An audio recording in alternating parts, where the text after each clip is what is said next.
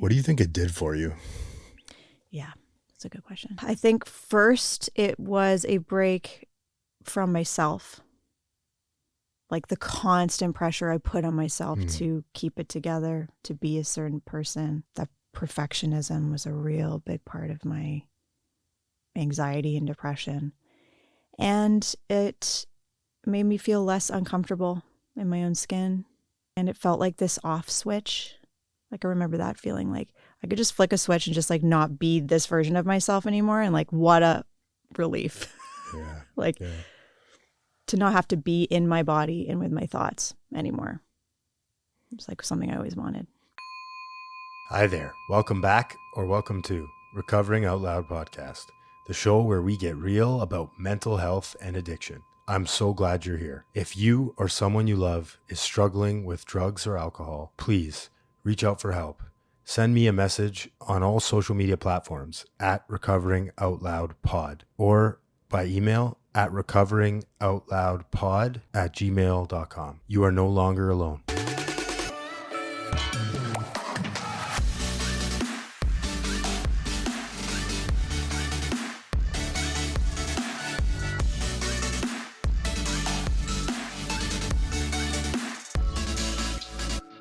What? Like filming yourself, it's like very uncomfortable at first. Well, I have a journalism background. Oh, so I have some perfect. training, but before I had that, I was incredibly nervous. And I still have moments where I'm like, I'm just going to write something today. I don't want to be seen. I don't want to be perceived online. Yeah. You know? So do you script out your videos before you film them, or you just freebase it? I just freebase it. Yeah. Yeah, I just fucking go for it. Welcome to Recovering Out Loud. We talk about crack. I love it. So you're becoming a psychotherapist, or you're already a psychotherapist? I'm a psychotherapist. You already. are? Yeah. So you're registered psychotherapist. Fucking cool. Yeah. Awesome. Yeah, I love having people on both sides. You're in recovery and you are helping other people. That's right. Through the recovery. Yeah. Let's do this. My wife yelled at me because she says I don't introduce people enough. She's like, I don't know who the fuck I'm listening to. You start talking about their story and their childhood and they're like, I don't even know who it is. I'm like, well, if you read the description of the episode. It's like you don't care about me. It's your fault.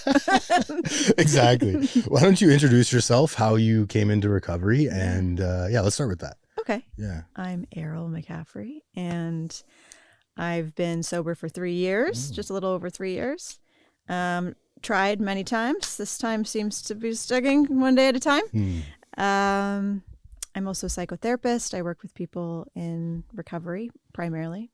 It wasn't my intention, but those are the people that come to me, people that are looking to get sober and that have relationship challenges. So yeah, that's kind of my jam. Right now I'm working a lot with women that are craving sobriety. So that's like kind of the niche I'm finding myself in. But yeah. And how do they find you? Instagram. Yeah, it's a great gateway funnel. I'm trying to do that too. Working with addicts is so hard though. Like we never show up. You know what I mean? No, it's funny. Like every time I get like upset with somebody because whatever, they are so rearing to get sober and then they disappear for a bit, I have to remind myself. I'm like, dude, that was you. Like so many times, right? And I work at a rehab now where I get people into rehab, and it's frustrating sometimes because you know that they could be on the path to healing, the better life, and I'm dealing with this one guy, and I thought back to the last time I went into rehab. It took me probably 2 months before I like signed up, before I actually got into the bed, right? So it's like, stop it. Yeah, it's so hard. That's something that I'm working with constantly with people is their resistance and resistance to even like getting on a call to talk about it. Yeah. Like it takes so much courage for somebody to go, okay, I have a problem. I want to do something about it. And I can be in frustration at moments for sure. Like, I know you could do it. I see this, better future for you. And just like you, I know exactly what it's like to want something better for yourself, but you're stuck somewhere and you're not done yet. You haven't felt enough pain yet. You're not desperate enough yet. That's the big one. So who am I to say that you're ready if you're not? Yeah. I might be holding you back from another bottom, right? Maybe. Yeah. That's the big one, right? Being ready, willing and ready. And everybody's different, right? Like we have a lot more suffering to go almost all the time. if we're still alive, right? Yeah. Rock bottom is when you stop digging. So, but yeah, it's like, I like that. Who am I to say that you're done? You might not be done. There's some more experiments to do, as I always say, some more research to do, right? More controlled drinking to do. Yeah. Try Right. some more controlled drinking. Yeah. How did you, can you walk us through your childhood and maybe how you found alcohol and what it did for you? Yeah. So alcohol is a big part of my family story. Addiction it's really present in my family. Like alcoholics going back and, through the family lines for generations. And grew up with a dad who was in active addiction for basically my whole life. He got sober once or twice for brief periods of time. But he really struggled with alcoholism and mental illness. So I grew up watching that, and my mom was in and still is in Al-Anon, so she's got a really good program, and early on was able to explain to my sisters and I, like, this is a sick person, this is a disease, it's not you, it's not your fault. And that helped a lot. I'm incredibly grateful for that. And at the same time, it doesn't undo the trauma of watching somebody you love hurt themselves constantly and not be there for you, not show up for you in the way that you need them to. So that was my introduction to alcohol in childhood. And my dad passed away when I was 18. Was it 18? Yeah. So he had, I'm going serious, deep, dark right away. Yeah. But he got a cancer that was, the doctor said, caused by his drinking, and it was fatal. And he drank till the end. So that was like the type of alcoholic I saw growing up. And I was like, well, I'm just never going to be an alcoholic. I'm never going to have any issues with it. So my first addiction was like perfectionism, high achieving, like really focused on school. Then I got addicted to body image and food stuff. Big part of my story. Always trying to find a way to fix myself. I didn't come into my own drinking until after my dad died. So I wasn't a big drinker in high school. It was like, I think he started getting sick, and then I was experimenting with it a bit, and then as soon as he died, I just went for it. And I dropped out of university. I had the scholarship. I was like the golden child, trying to live up to that, and I just couldn't do it. So I took a year off school and worked at a bar, an Irish bar, like for a good year. Alcoholic. Yeah. I was like, let me just do some training. Yeah. I just want to get better at this thing. So a perfect place to, learn how to drink. And that was, I think that was really the beginning of it for me. And it just like, I don't even know where to stop talking about this, because it just went on forever. It just went on forever, and it got worse and worse. And it was tricky in university because it was normal, quote unquote normal, to binge drink. So it only really became clear to me that it was a problem when I got out of university. I graduated, and I was like, oh, not everybody's drinking like that anymore. But I don't want to stop. Yeah. What do you think it did for you? Yeah, that's a good question. I think first it was a break from myself. Like the constant pressure I put on myself to keep it together, to be a certain person. That perfectionism was a real big part of my anxiety and depression. And it made me feel less uncomfortable in my own skin. And it felt like this off switch. Like I remember that feeling, like I could just flick a switch and just like not be this version of myself anymore. And like, what a relief. Yeah. To not have to be in my body and with my thoughts anymore. It's like something I always wanted. That's the big word too, is relief, right? Yeah. Like this volume knob on my head. And it works until it doesn't, right? It's like, I was reading in one of the Just for Today's the other day. It was beautiful. It said, alcohol and drugs, for me, mainly drugs, allowed me to be who I wanted, when I wanted, and feel what I wanted when I wanted, until it controlled me, right? Like you get to a point where it stops kind of achieving that goal. And then the more you do, the worse it gets to the thoughts get worse and louder. And then the volume goes to like 14, right? Yeah. And then you get that relief from maybe like, in my case, like a few minutes at a time. And then you just chase that. Right? Yeah. Until the gates of hell. It's insanity. Like I spent so much of my life trying to, like thinking I was going to feel a certain way when I would drink. And it would just like, the feeling never came. It's just this really weird, insane behavior to be like, and this time it's going to work. Yeah. And it never works. It just ends up near the end, at least I could not escape my awareness of my problem or my thoughts, no matter how much I drank. I drank, right? So it's just like, it works for a little bit and then it becomes its own problem. Yeah. I love the 3 phases. It's like fun with problems, and then just problems after, right? Yeah. As you're talking there, I'm thinking about the hand on the stove metaphor in one of the recovery literatures, where it's like, this time it's not going to burn me, right? Maybe if I come at it from this angle, right, it won't burn me the same. And it's like every time, just fuck, ow, ow, ow. Yeah. Why can't I stop doing this? Yeah. So that leads me into my next question. What was the moment where you were like, this time, I've had enough. I can't do this anymore. I had a couple of moments. I had a couple of bottoms. I think one of the first ones was, I think it was 2017. It was like, it would have been before the pandemic. I had gone through like a breakup of 10 years. I had roommates that I didn't really know, but I was living on my own essentially for the first time. And I started adding other substances to the picture. And then I was not only drinking, but I was going out into after hours clubs and like, Same. leaving 7 a.m. or 9 a.m. the next day. And like, it got darker really fast. And I was doing more high risk stuff and really afraid of like what I was capable of doing. And like, just afraid. I was like, I'm going to die, I think, probably. And all the while, trying to hold down my job as a yoga teacher. So think about that split personality, like mindfulness, wellness. Going there. Yeah. Body's a temple. Doing some lines in the bathroom. Namaste. Just like, it was just crazy. It got crazy.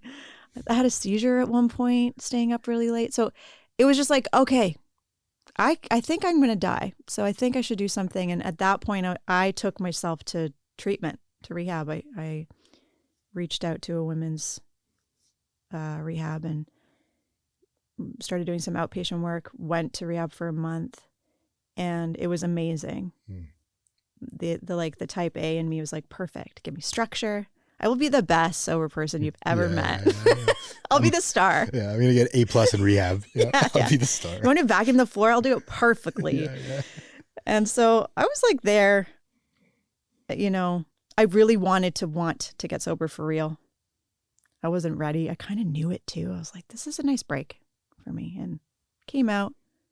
Within 3 months, I was back out. And then I didn't get sober again for 5 years, which is where I am now. This time around, it was very different. It was like I was no longer using other substances. It was just drinking. I was in a relationship that was with a person that was very wealthy and had access to a lot of things. And so now my drinking looked more refined and classy, fancy wines. Yeah. I was like, okay, this is acceptable now. And that actually over time felt more dangerous. I'm like, oh, I could do this forever. I'm like black out every once in a while, puke on someone's really expensive carpet, but like, whatever.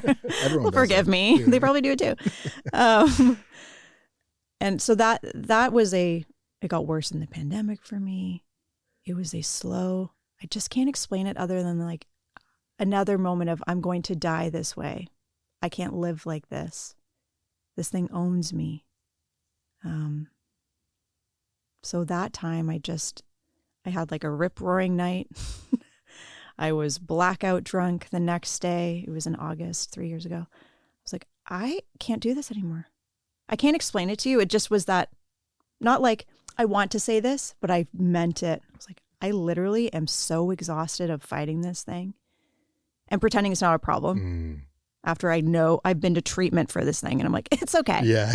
Actually, I can drink normally now. It's like, what the fuck? So it was a really a spiritual moment. Like I remember that night crying in the shower, just being like, I literally can't do this anymore. And the relief of that. And then my world fell apart for a little bit. There was another breakup and I moved back home with mom. But there was this fire in me that was like, yes, this is supposed to happen. I need to rise from the ashes. And it was like, I needed to be so desperate and ready to start over. Yeah. With that partner that you had, did he start to notice like things, and were you hiding it? Like what did that look like? There was a lot of like drinking together. I always took it a step further, and it was kind of like I had really controlled the narrative. So I have been to treatment, but again, like, it's fine. You don't have to worry about me. And I did a pretty good job of like managing it for a while, but every now and then I would just get wasted, like blackout drunk. And he'd be upset with me and embarrassed of what I did or said in public. And there were some conversations about that, but I didn't get an ultimatum. Like there was no, you need to stop doing this or else. It really came from me. And then it was a conversation around, well, I don't want my lifestyle to change. And I was like, I get it, but I have to do this. So you can keep doing your thing and living the way that you're living, but I can't be around alcohol anymore in this way. Yeah. Did you go back to treatment again, or you just? I invested in AA, like found a home group, actually gave it a go. Yeah. Yeah. I think about this question a lot because I post a lot of stuff about how to get sober. And sometimes I make it seem too, I mean, at least in my mind, too simple, but it really is simple, right? Like, because I always try to think about the people that don't do 12-step, right? Right. My experience with 12-step, it still is. I have to because I just like it. And I've tried a lot of other things and it just works for me. But there's a large group of people out there that are very 12-step defiant and, you know, maybe even toward the hate side of things, whether it be the God argument, which if you're arguing about the God thing, that just tells me you haven't done enough work in the program to realize that it's not about religion at all, right?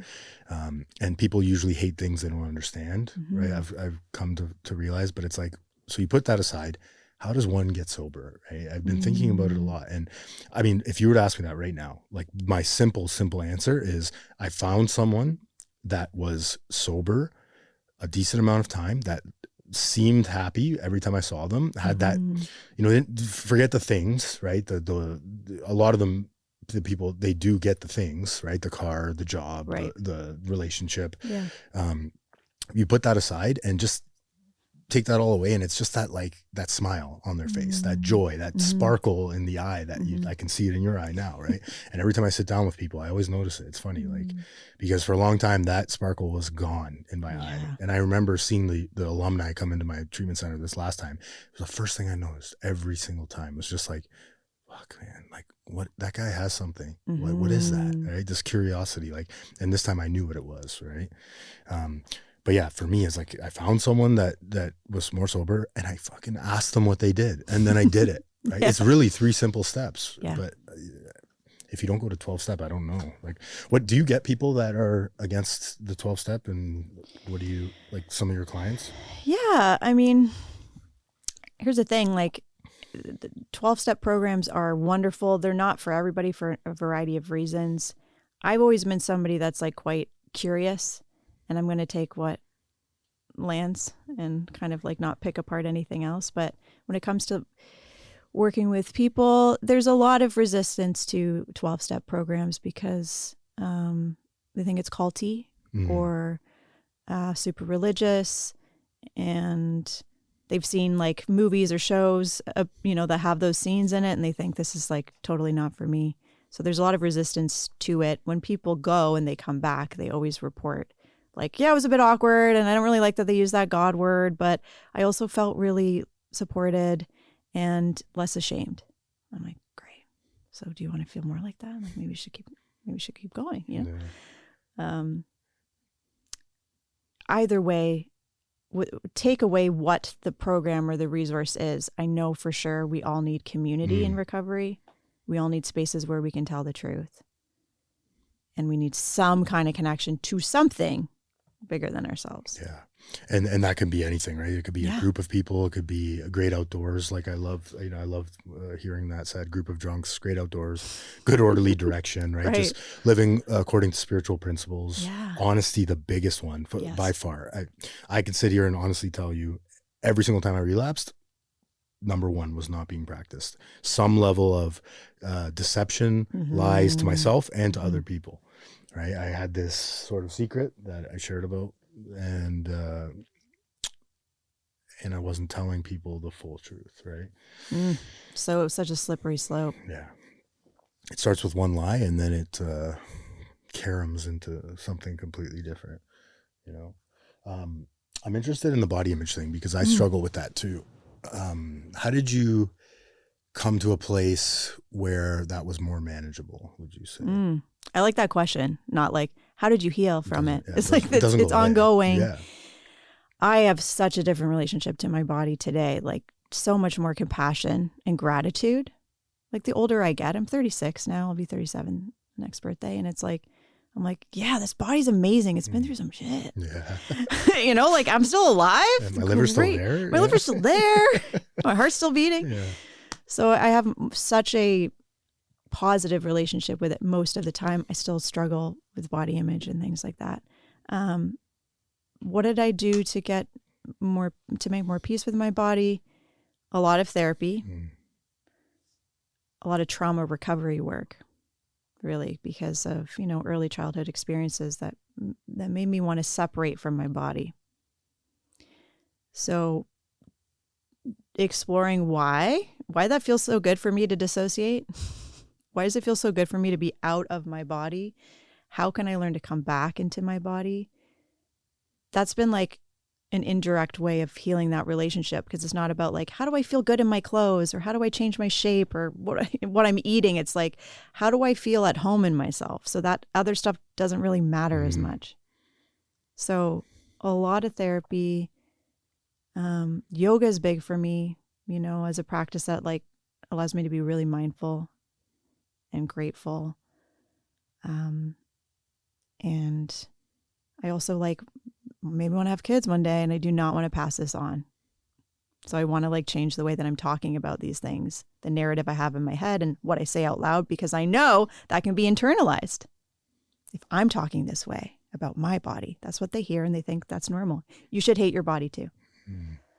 So I know that's like kind of a all over the place answer, but sobriety has been huge for working through a lot of that stuff too, because I just, it doesn't matter to me as much as it did before. I'm so much more connected to my purpose, and to my higher power and to other people. Like, even if I have a bad body image day or some thoughts that aren't helpful, it doesn't hold as much weight as it used to. Does that make sense? Yeah, I can relate to that totally. The thoughts still come up, right? Sure. For me, it's like you ate too much last night, you're getting fat, you didn't go to the gym as much as you used to, right?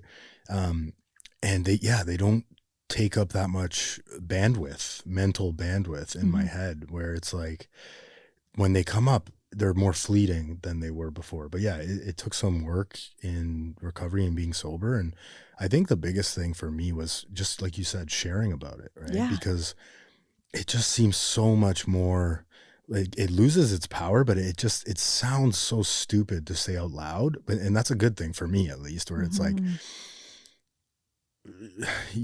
one, you're not fat, right? Two, like it doesn't matter, because you can't change it right now anyways, right? So I mean, this idea of like just being grateful and that I can even walk right? And that, yeah, to your point, like I went to the hospital when I was in rehab because I thought I was having a heart attack. It was sitting down in one of the classes, and I felt this pressure on my chest for like an hour straight. And I went to the hospital, and I'll never forget this. In the ambulance, the thoughts were going through my mind.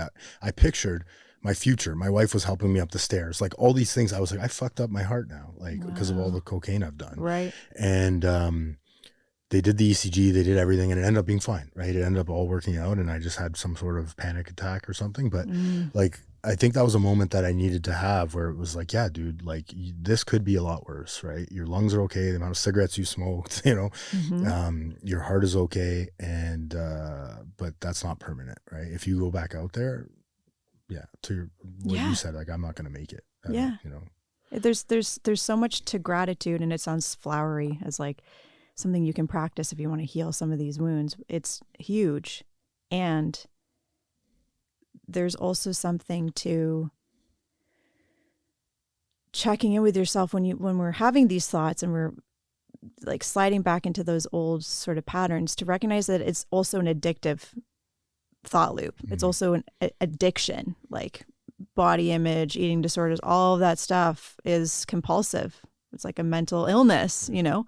So not to put a heavy label on it, just to acknowledge, oh, I'm in my addiction. And when I'm in any kind of addictive behavior, I'm reaching out to soothe myself in some way. So like, what is happening inside of me right now that it feels better to obsess about food than to sit, like, what am I actually experiencing? Oh, I'm really anxious about this thing coming up. I'm going to try to deal with that anxiety through restricting what I eat, working out a little bit more, you know? So it's like there's an emotional component to all of the addictive behaviors and thoughts that we have. And it's like, what's happening right now? Yeah. And it's so much harder to just sit with it, right? I think there's a big difference too between sitting in it and sitting with it, where it's like acknowledging, like you said. I like the RAIN practice. I don't know if you're, I'm going to screw it up, but recognize, acknowledge, allow, recognize, allow, how about you just investigate, and nurture, right? So you're recognizing the thought, you're allowing it to come in and not, you know, push it out with food or whatever said addiction is. You're investigating, what's this about? Why am I doing this? And then you're nurturing. For me, nurturing, sometimes it's like actually, you know, just kind of feeling my body and hugging myself. And then other times it's one of my favorite things to do is just like, you're doing that thing again, buddy. Like just, you know, just laugh at it, right? Like, Anthony, you're doing that thing again. You're trying to escape pain. You know, this is what you do. Right. I'm interested in the dissociation thing. Is that what you mean by dissociation from your body? Like looking for outside things? I mean, there's a disconnect that can happen when we're looking for outside things. I think dissociation, the way that I mean it, is like literally leaving my body. Like I first started doing that when I was a kid. You know, people say like I had an out of body experience. So I mean, not disconnecting from myself. I mean, literally not feeling like I'm in my body. I'm watching my body. I'm watching myself. And I had those experiences early on because I used to get panic attacks as a kid. So I'd be like, nothing's real. I'm not here. And I didn't understand at the time, but it was actually a coping mechanism. It's like I didn't feel comfortable and safe in the present moment. So it felt a lot better to just be, I'm out. Now I'm like living in fantasy land. I'm not in touch with what's happening in my body. And when we drink or when we get to a certain level of intoxication, we dissociate. I don't know what's happening in my feet, what's going on in my gut. I'm not connected to my heart. I'm completely flooded and checked out. So it's like a disconnection from the present moment, a disconnection from your body. And it can feel great when you don't want to be in reality. Yeah. Interesting. Yeah. I think maybe a lot of us do that and don't even realize we're doing it. Oh, right? yeah. As you're talking about it, I'm just picturing like floating up above my body, but it's not that dramatic. Yeah. It might not feel like. Yeah. You talked a little bit about spirituality.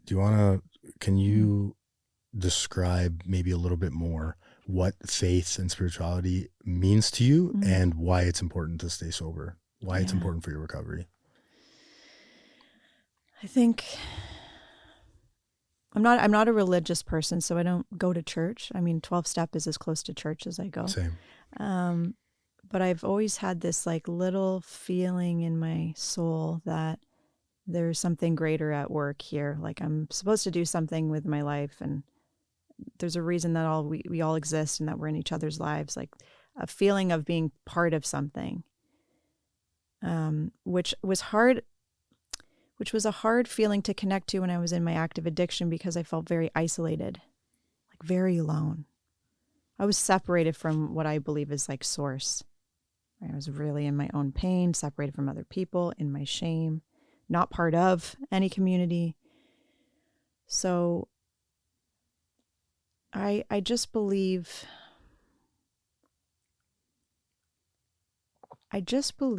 that addiction it's an emotional problem. You know, there's emotional, mental, physical components to it, but primarily it's a spiritual problem.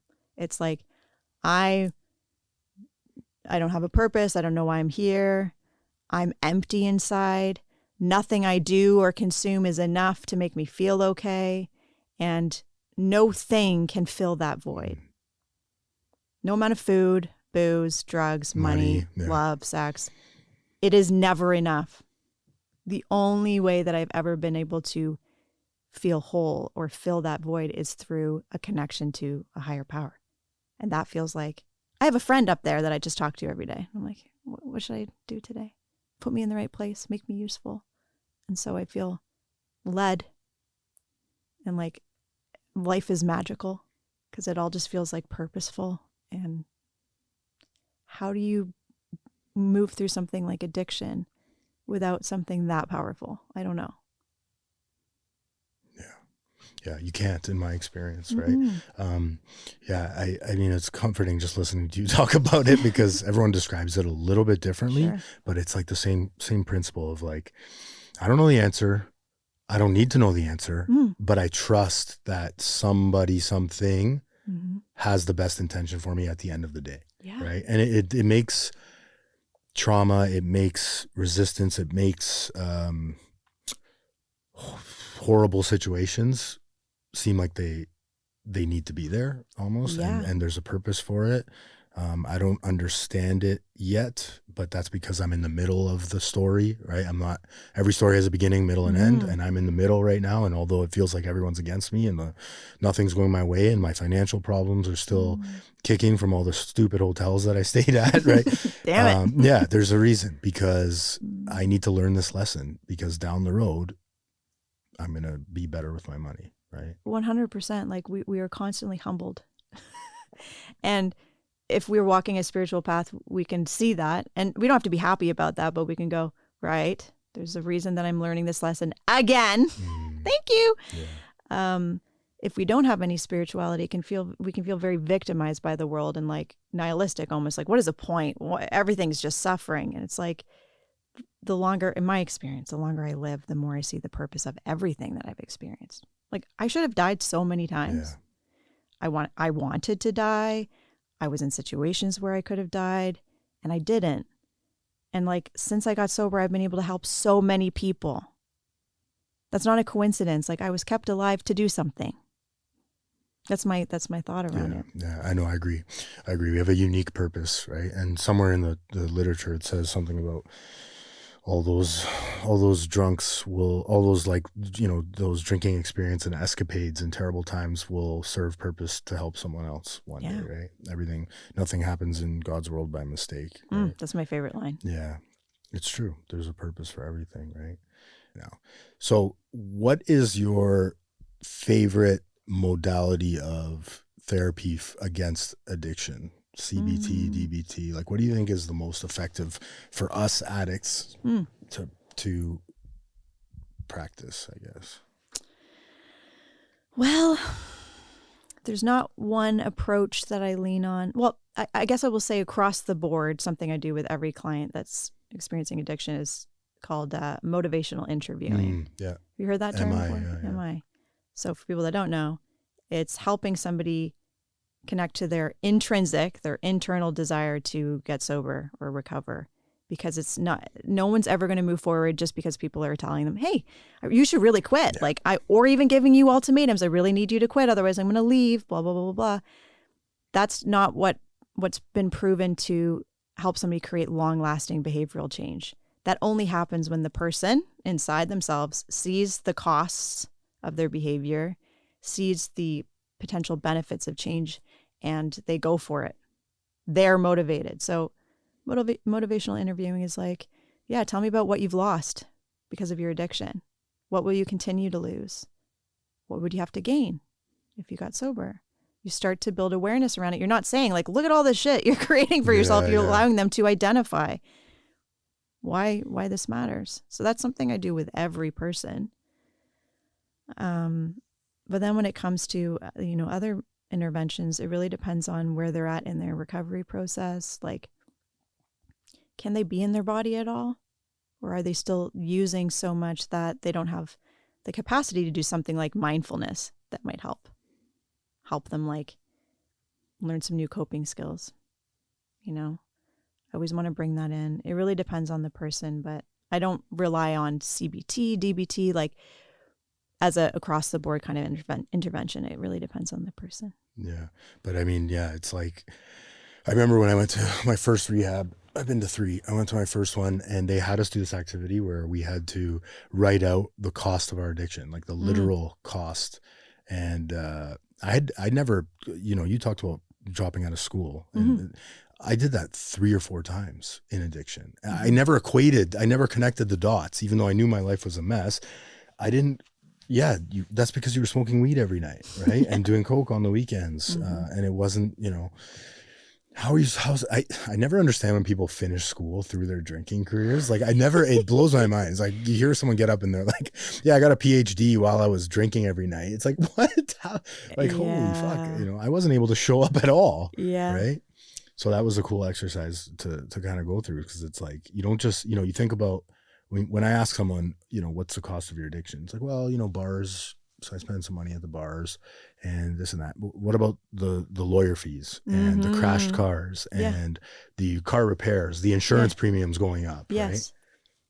And also like the cost of, there's all of that. That's kind of almost easier to quantify because you can put a number on it, you can tally it up. But like the cost of watching your future slip away from you, something that I was cognizant of a lot near the end was like, I'm just like not going to be the person I want to be. Ever. Yeah. Ever. Yeah.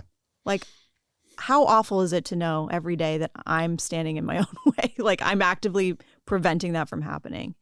Like there's so much shame there. There's so much shame and frustration. It's like, that's a huge cost. I can't be happy if I do this. I literally just won't have a good life. Yeah. Great. Yeah. That should be enough, right? But it's not. Yeah, no, it's not. It's not, because it's easier sometimes to softer way is to just do this line and move on with my day. Right? Yeah, I'll start tomorrow. I'll quit tomorrow. Yeah. Monday is day 1. Yeah. Potential is the word I'm thinking of when you're talking about happiness, right? Yes. It's like this functional alcoholic drives me crazy, that term. What could you be doing? Could you be the Prime Minister of Canada? You don't know, because you know what I mean? It's Could you discover like a cure for cancer? Probably. You don't know, right? Because what is, I'm showing up to work every day. Okay, but are you there? What's happening when you go into work, right? Because I remember when I was going into work, even if I wasn't actively high or drunk at work, which a lot of the time I was, the latter, people, you're hungover and you're not living up to your potential, right? And people notice that stuff. I'm starting to realize. Oh yeah. We think we're hiding it from everybody. Oh yeah. What are your daily essentials for recovery? Prayer and meditation. Every morning. It's very rare that I miss that. And it's not like I have to do this or I'll relapse, but it brings me so much peace. I'll meditate for like 5 minutes.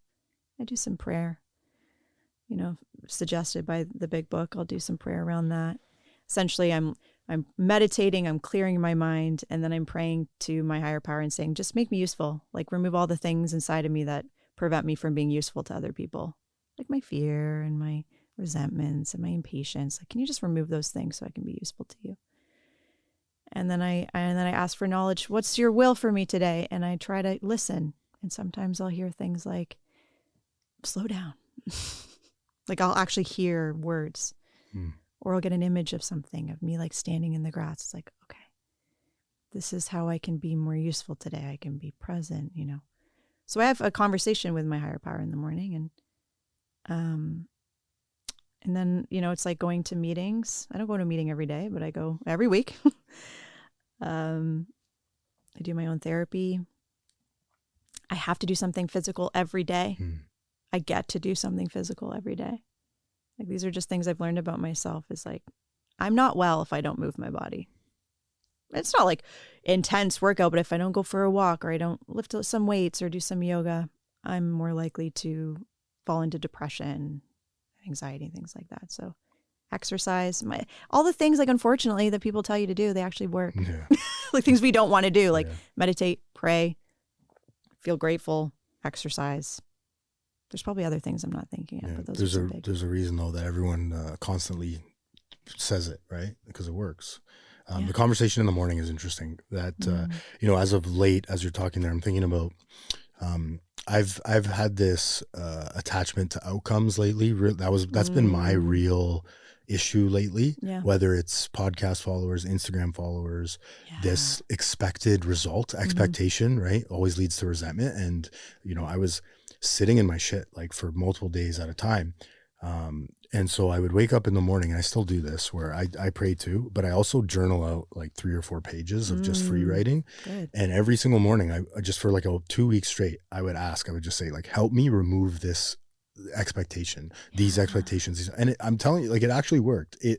I look at social media less now. I'm not perfect, right? But I look at it less, and I stop expecting things. Like, whatever I do, I'm not in control of the outcome, right? It's, you know, it's very clear to do. I always preach this, but preach is the wrong word. I always say this: do the next right thing and leave the outcomes up to the universe. It's not up to me. Right? Oh my God, that's something I'm working through too. I spin out so quickly when I start doing something, and I expect immediate results and I expect a specific kind of result. And then it's about me, and it's actually not about the thing. You know what I mean? Like, it's no longer about being useful and being helpful and all of that. It's like me. Yeah. I need to be validated, you know, and affirmed, and all of these things. And that's such a good practice I forget to ask for those things sometimes, like as they pop up during the day, to be removed. Like, I'm obsessing about this thing. Could you just take it away from me? I heard a speaker tape one time. He said, you know, he thinks about those things like going into a movie and, you know, not actually going into a movie, but you have this sort of thing that you won't let go of, you're holding on to. And it's like, I'm going to go into this movie for 2 hours. Hold on to this. I'm looking up as I say this. Hold on to this while I go watch this movie. And it's like, you can do that with anything you need to let go of, right? Ooh, yeah. Hold on to this. I'll check with you when I'm back, right? It's not up to me. Yeah. That's a very difficult thing, I think, for most people, but for addicts especially, that want to, like, use is about having control. I want to feel a different way. I want the world to meet my expectations. I don't want to, you know, meet life on life's terms. So it's a constant journey to surrender, to, like, I'm just going to show up and see what happens. Yeah. It's a lot harder to do that, right? Oh, yeah. I like asking this question, but I get a similar answer every time, but it's always something a little bit different. But if you could go back and change your path to pick the sort of normal drinker route, non-addict route, would you do it? No. That's it. No. Would I? Stupid question. Would I? Yeah. God, that's so dumb. Yeah. Would I redo it? No. But would I change it? No.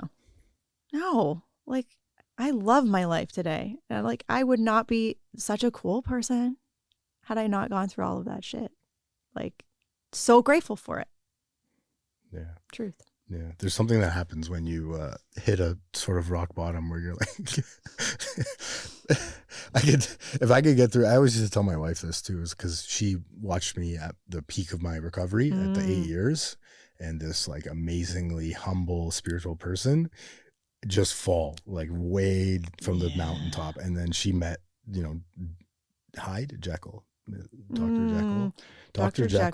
Mr. Hyde. She met Mr. Hyde, right? Yeah. And like, when I say like, she saw addiction 360, the full front row seat, right? And she stuck with me through it the whole time. I don't know how, but I think she'll say this, is that she hung on to that, like, that hope of like, Yeah. this is what he could be like, right? This is him, really. This is, Yeah. you know, I met the real Anthony. So, but yeah, it's like, it's tough to sort of watch someone go through that. And I mean, you have good experience with that too, right? Where it's like, I don't know if they're ever going to come out of this. And sometimes I think, you know, marrying an addict must be a fucking difficult thing to do. You know, it's like, especially when you know what could happen. It's beautiful when you hear the people that are like, my kids have never seen me drink, and it's great. But it's like, if they've seen both sides, that guy is like not that far away, right? I mean, today he's far away, but you know, and all it takes is one drink. Yeah. So it's like you're either working on relapse or you're working on recovery, which sounds a bit severe, but it's actually true. Yeah. Like, if I'm not actively every day doing at least one thing to support my recovery, I am way closer than I think to picking back up. And that's why I'm grateful when I have one of those drinking dreams, which comes every once in, like, it's like clockwork every 3 months for the last 3 years. There's periods of time where I have them more, but I wake up and I'm like, right. I never want to drink again. Yeah. Thank God that didn't happen. You know, that reminds me how easy it is to go back into it. Yeah. And so, yeah, if you're linking up with somebody that's in recovery, just make sure they got a program of some kind, okay? Yeah. Strap in. Yeah. Oh, make sure you have an escape route. Yeah. A prenup. Yeah, exactly. Yeah. Speaking of prenups, actually, I don't know if you saw that Nicole Kidman prenup. No. Yeah, no one knows about this. My wife told me about it, probably from TikTok. Nicole Kidman designed her prenup with Keith Urban, I think, who's in recovery. Yeah. In the fine print or whatever, in the actual document, it says for every year that he stayed sober, he gets $1 million in the prenup. So he's gotten like $17 million or $11 million. That's great. I know. I was like, I gotta make a video about this. That's a great idea for anybody that wants to sign up. Anyone that's got millions of dollars, that's the way you motivate them. You know, right? Imagine getting paid to be sober. Yeah. What a life. Even then, that would not be enough unless you really wanted it. It's so true. But it would help. Yeah. But I mean, it would be, I always said this, the most dangerous thing is an addict alcoholic with an unlimited bank account, right? Because, I mean, you kind of had that, right? For a bit, where it's like, everything on the outside is good. Why would I get sober? It has to come from within. You have to have that pitiful, incomprehensible demoralization. Yeah. Yeah, it's really, I mean, a big part of my story is like, I mean, this is probably not totally true, but the way that I saw it was no one knew that I had a problem. Like, I wasn't like my dad. I wasn't, you know, drunk driving or getting arrested. Like, I wasn't, you know, or getting in trouble with the law. I'm like, did he get arrested? I don't know. Anyways, I wasn't that kind of alcoholic for most of my career, at least my drinking career. It was like I was pretty quote unquote functional and teaching yoga. And before that, I was in the news business. Like, I always appeared to have it together. I worked really hard at trying to appear that way. So I just want to acknowledge that, because it doesn't look like, you know, losing everything for some people. Like, some might say I had a higher bottom. Eventually, it's progressive, right? So eventually all of those things would have happened to me. I would have gotten in a car accident, maybe hurt somebody and all of those things. But there's a lot of danger in seeming to the outside world that you have it all together, and you're just like drowning in this thing quietly. Yeah. It's like the duck. Everything's good above the surface, and then your legs are paddling like crazy. Yeah, justification is a bitch, man. Like, it's, as you're talking there, I'm not like my dad, right? That's like a huge driving force. I can totally get with that. You know what I mean? It's like, at least I'm not that bad. Yeah. Right? For me, for a long time, it was, what was it? Oh, it was, you know, because I relapsed on ADHD medication. It was like, but I need this to function. Meanwhile, the 7 years I've thrived in business. Like, I got promoted at work without any medication. Now, all of a sudden, I need this thing to focus on reports. That's what I told my therapist. I was like, I need it to focus on reports. She just laughed. She's like, seriously? Like that? You're going to the club with it and then staying up to do work all night and then watching movies or whatever, and you need it to read reports. Are you sure? Sounds like an addiction. Yeah. It sounds a lot like like addict behavior. Exactly. Yeah. So, but yeah, those justifications, they can be so dangerous, and they can keep us sick for so long, right? Yeah, absolutely. You talked a little bit about it, but is there anything else that you're working on personally right now? For my recovery? Yeah. Or even just your life, really. Yeah.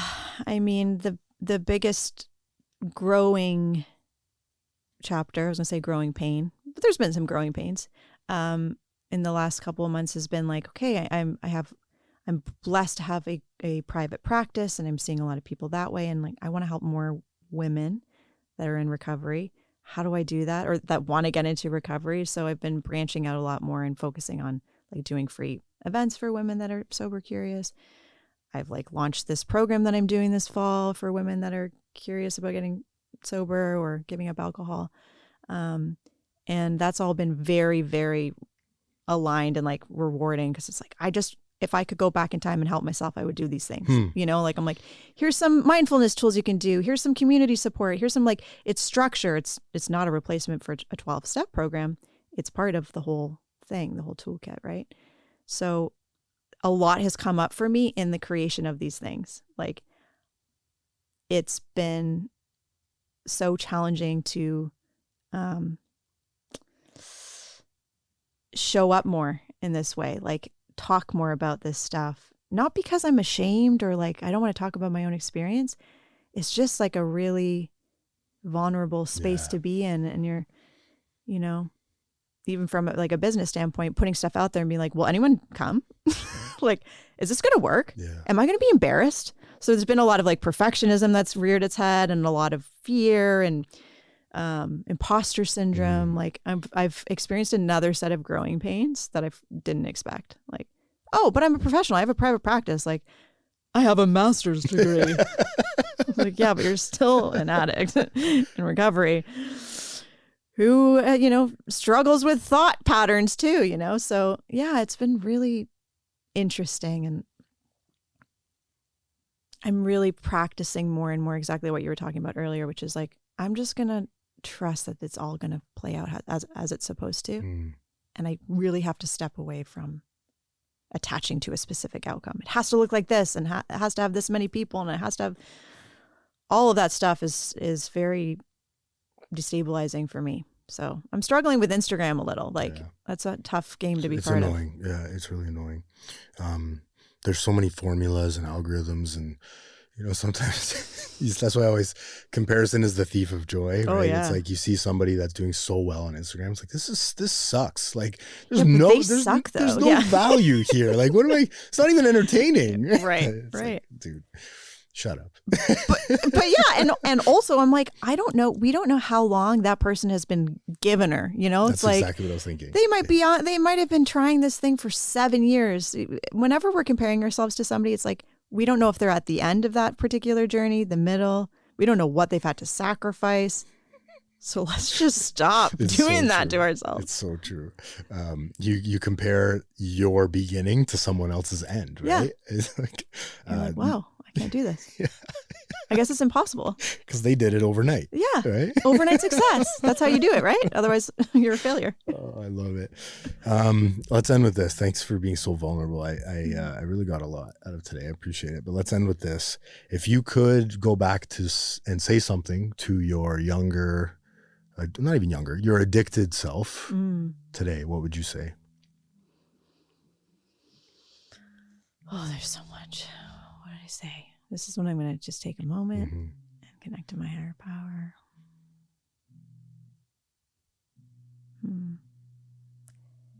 I just it's just one foot in front of the other. That's what that kind of drops in right now is it feels impossible because we're at the bottom of the mountain. We look up and we go, oh my God, I have so far to go. My life is such a mess and I have to rebuild everything. And that's actually what prevents us from doing anything. So if someone had just come in and said, look, I know this feels impossible and like you're never going to be able to drink again, that's like not something you can commit to. It's like just it's one day at a time, right? One foot in front of the other. Start by telling somebody that this is a problem for you. Start by putting that drink down. Like it's literally the 12-step motto, right? But it's that all adds up over time. And then all of a sudden you're at the top of the mountain. You're like, oh my God, I've come so far. Yeah. Small steps. Yeah, but you have to take those steps. Well said. Well said.